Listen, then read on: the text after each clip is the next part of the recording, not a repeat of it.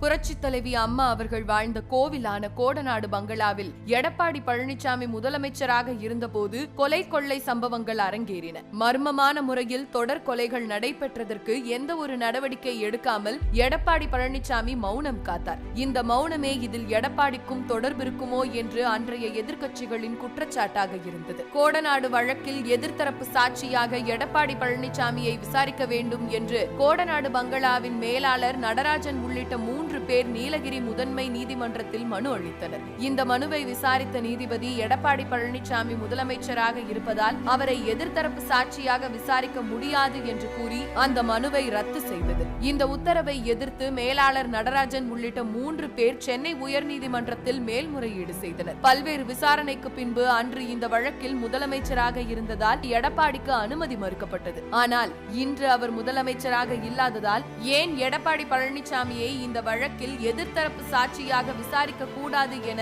மனுதாரர் தரப்பின் கோரிக்கையை ஏற்று சென்னை உயர்நீதிமன்றம் கேள்வி எழுப்பியுள்ளது. எடப்பாடி பழனிசாமி நினைத்திருந்தால் கோடநாடு வழக்கின் குற்றவாளிகளை சட்டத்தின் முன் நிறுத்தி இருக்கலாம். ஆனால் அதை அவர் செய்யவில்லை. இன்றைய முதலமைச்சர் அன்றைய எதிர்க்கட்சி தலைவர் மு.க. ஸ்டாலின் அவர்கள் நான் ஆட்சிக்கு வந்தால் 90 நாட்களில் கோடநாடு குற்றவாளிகளை சட்டத்தின் முன் நிறுத்துவேன் என கூறினார். ஆனால் அவரும் இந்த வழக்கை குழி தோண்டி புதைத்து விட்டார். இந்த தாமதத்தில் தான் எடப்பாடிக்கும் மு.க. ஸ்டாலினுக்கும் ஏதேனும் ஒப்பந்தம் இருக்குமோ என்ற சந்தேகம் எழுகிறது. கோடநாடு வழக்கின் விசாரணைக்கு அனுமதி வழங்கப்பட்டு இருப்பதால் பல உண்மைகள் வெளிச்சத்திற்கு வரும்.